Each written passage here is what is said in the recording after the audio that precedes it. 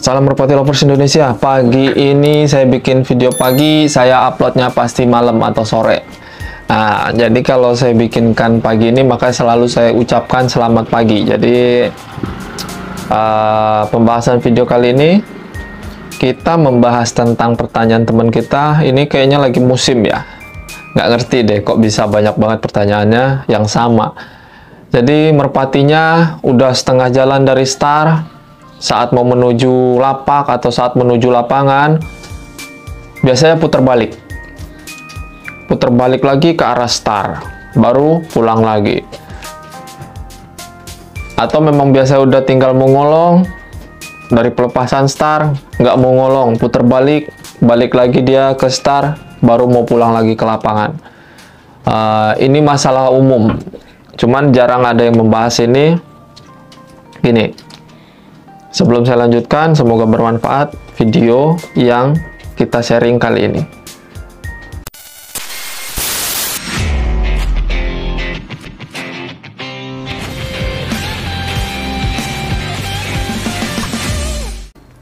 Salam Merpati Lovers Indonesia.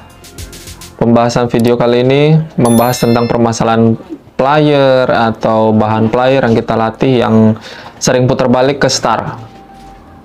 Sudah menuju jalan tengah, sudah ngeliat lapangan, bukannya langsung menuju menyelesaikan jalur, tapi malah putar balik lagi ke jalur pelepasan atau jalur start. Biasanya begitu. Jadi sebelum saya lanjutkan, jangan lupa subscribe, like, dan komennya untuk menonton baru. Semoga betah di channel Full Dengan Masalah. Gabung dengan teman-teman yang lain yang udah subscribe. Untuk penonton lama, terima kasih banyak sebanyak-banyaknya. Semoga sehat selalu, dilancarkan rezekinya di luar sana. Lanjut pembahasan tentang merpati yang kita bahas tadi. Dia sering putar balik, kadang player, terkadang bahan calon player, biasanya begitu. Gini, pembahasan yang pertama, kenapa merpati bisa begitu? Jadi jawaban saya, memang kalau memang ada pertanyaan seperti itu, kenapa merpatinya bisa putar balik seperti itu? Atau playernya bisa putar balik, atau calon playernya bisa putar balik seperti itu? Biasanya gini, kalau jawaban dari saya atas pertanyaan itu, setiap IQ merpati berbeda-beda. Lalu setiap indera penciuman merpati untuk menuju jalan pulangnya itu berbeda-beda. Nggak bisa kita samain. Walaupun indukannya IQ-nya bagus, lalu kita anakin, anaknya belum tentu bagus juga IQ-nya atau indera penciumannya untuk mencari jalan pulang ya. Itu dua jawaban saya. Kalau memang ada faktor lain, ada. Faktornya yang pertama, misalkan awal kita latih merpati tersebut dengan di lapak pertama, dia kondisi anginnya ngedorong angin, lalu bentangannya luas. Otomatis si merpati yang sudah biasa dilatih seperti ini, dia akan nyaman dengan kondisi trek tersebut. Tahu-tahu mendadak tiba-tiba kita mau pindah trek atau pindah lapak atau pindah lapangan baru dengan kondisi angin yang berlawanan arah dari yang biasa kita latih dia di lapak awal. Biasanya akan terjadi seperti itu. Si merpati saat udah mulai menuju putar balik karena dia biasa ngedorong angin. Biasa didorong angin di lapak yang lama, tahu-tahu pindah ke lapak baru, dia malah justru ngelawan angin. Atau biasa kadang ada yang motong angin. Itu penjelasan secara logika. Itu wajar, karena berkali-kali saya juga nemuin merpati yang seperti itu, player yang seperti itu, atau calon player yang seperti itu yang saya latih.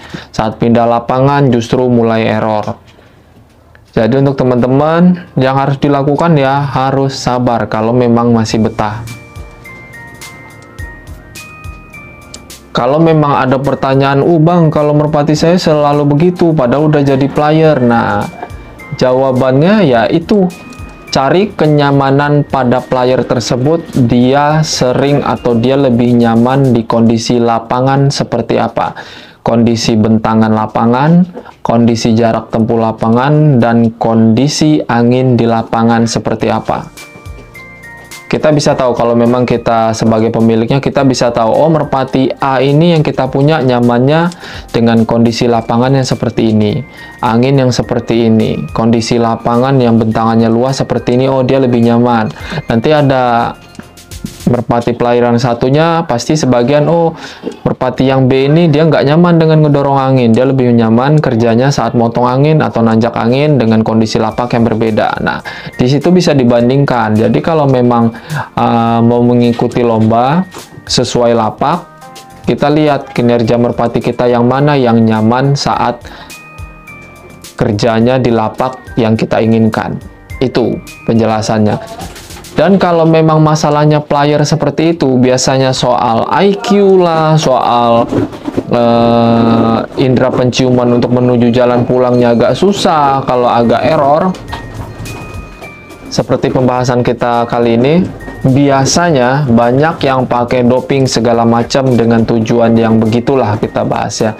Atau banyak yang pakai jamu segala macam mereknya, dengan tujuan untuk agar si merpati nggak putar balik ke star lagi, jadi saat dilepas di star langsung menuju ke lapak menyelesaikan tugasnya sampai akhir. Kalau ditanya saya pribadi, dengan kondisi seperti itu, saya pernah punya burung 2 ekor jantan yang mengalami kelakuan seperti itu. Bisa disebut dia gagal genetik, bisa dari indukan, bisa gagal genetik ya. Saran saya yang pertama untuk teman-teman, rajin ngelatih burung tersebut di ankle, jangan digandeng. Jadi terbang sendiri dari awal sampai akhir. Dilatih ulang lagi. Rajin.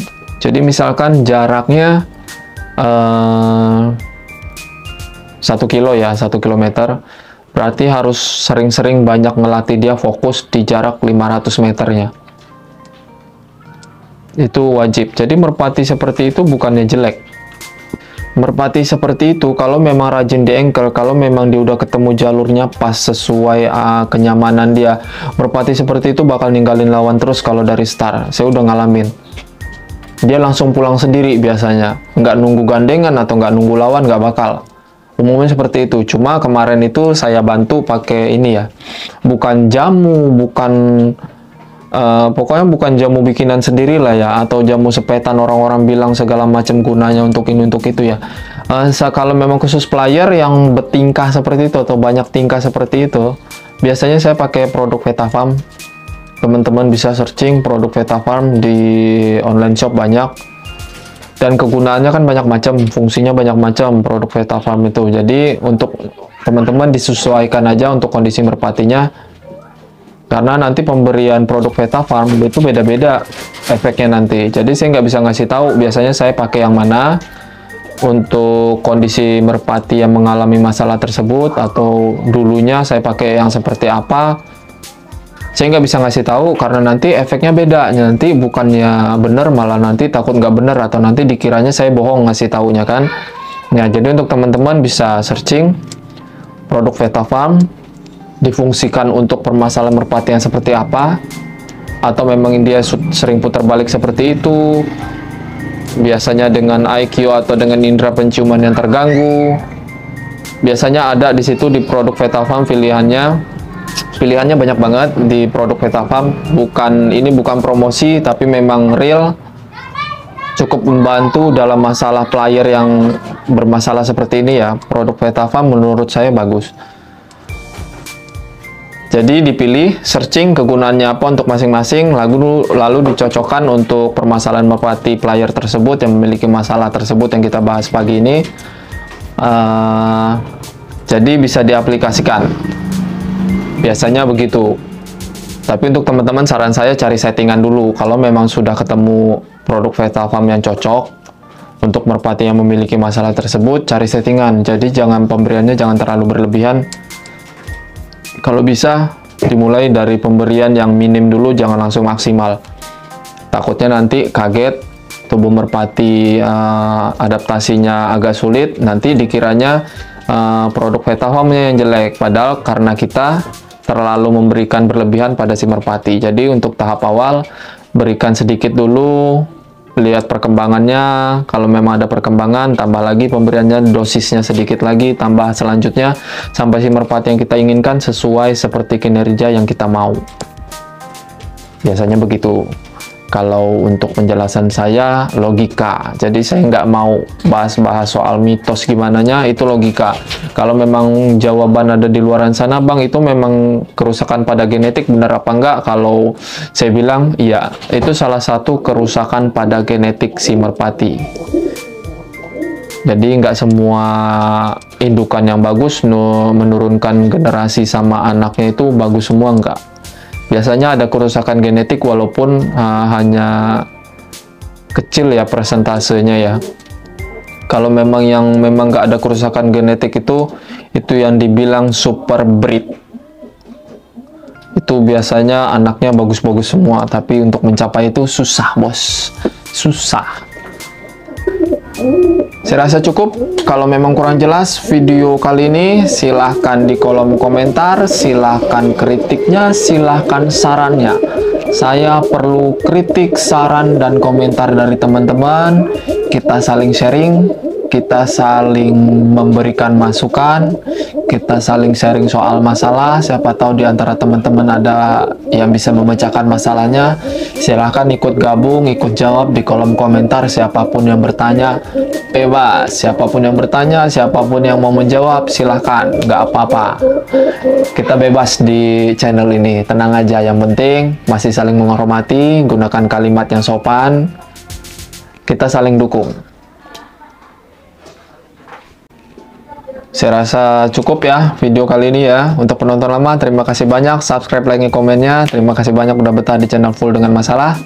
Tanpa kalian channel ini nggak ada apa-apanya. Untuk penonton baru, selamat bergabung. Salam kenal. Jangan lupa curhatannya di kolom komentar. Yang belum terjawab komentarnya, sabar. Baru sebagian yang kejawab. Maklumlah, sibuk bos. Untuk penonton baru jangan lupa ya subscribe, like, and komennya. Cukup pagi ini. Terima kasih banyak. Salam Merpati Lovers Indonesia. Semoga sehat selalu di sana, dilancarkan rezekinya. Amin.